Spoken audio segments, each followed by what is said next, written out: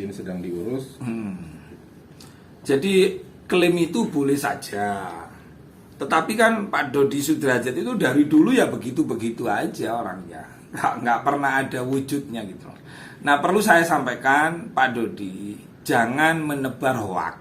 Ya, jangan menyampaikan kepada teman-teman media. Kasihan teman-teman media ini yang sebenarnya membantu sampean untuk publikasi diri Pak Dodi. Tapi ketika itu dibohongi terus-menerus, ingat loh ya, ada undang-undang ITE.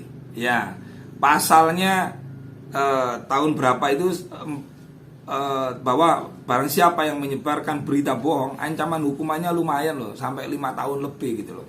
Dan bagi saya sudah ngomong berkali-kali, selama saya masih hidup, ini bukan sombong. Cuman orang sombong memang harus disombongi. Selama saya masih hidup tidak akan bisa bongkar makam almarhumah Vanessa. Kenapa? Karena dia dijaga oleh malaikat-malaikat Allah. Karena dia dijaga oleh anak yatim piatu ini gitu loh. Karena persyaratannya waduh detail. Dia harus minta izin kepada Pak Faisal termasuk. Kenapa? Karena waktu memakamkan itu izinnya itu Pak Faisal. Jenazah berdua ini. Menantu itu kan ya juga anak kan. Walaupun almarhumah Vanessa itu secara darah anaknya Pak Dodi, tetapi dia ini kan dalam ikatan cinta, dalam ikatan buku nikah itu tadi loh. Jadi ketika mau apa lagi, Pak Haji itu dipasrai oleh hakim sebagai wali gitu loh. Nah, berarti kan kamu mau bongkar makam ibu saya, kata Gala gitu. Seandainya Gala itu boleh bicara, otomatis kan harus izin ke Gala sebagai anaknya. Nah, karena Gala nggak bisa bicara, maka harus izin ke Pak Faisal gitu loh. Itu. Dan dasar mindahnya apa? Kalau hanya persoalan, oh saya dapat wasiat, nanti tak tanya mana wasiatnya, bingung dia. Oh mimpi, gitu kan, lucu lagi gitu loh. Kalau persoalan bongkar makam di Jakarta, terus kemudian hanya beralasan mimpi dan wasiat, itu banyak makam-makam di Jakarta nanti akan banyak dibongkar gitu loh. Wasiat dalam Islam seperti apa sih sebenarnya? Jadi begini, wasiat itu kan begini, misal orang mau meninggal atau sebelum meninggal itu sudah berpesan misalnya.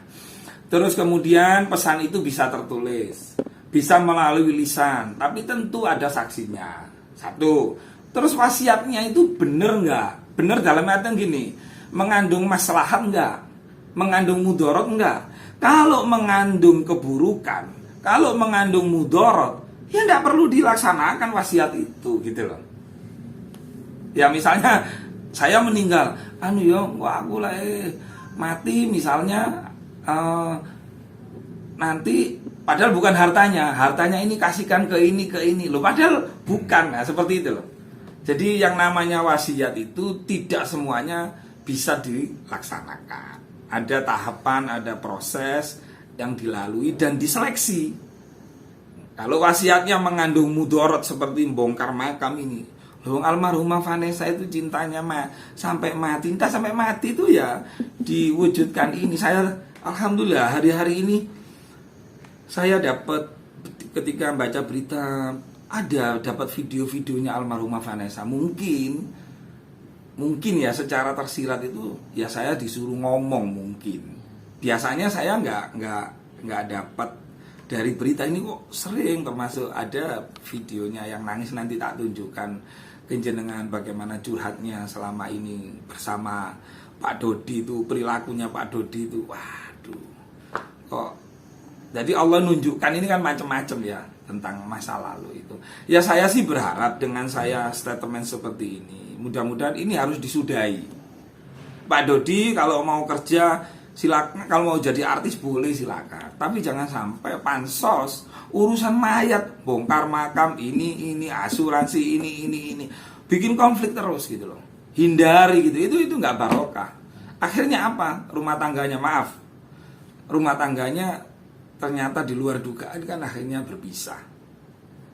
Nah saya tidak kepingin itu, apalagi sampai Pak Dodi nanti gara-gara memakan harta anak yatim piatu misalnya nanti kena musibah. Kita tidak kepingin itu gitu loh.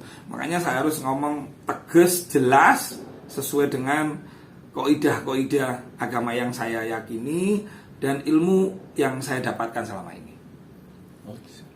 Terima kasih banyak. Matur suwun sami-sami nggih.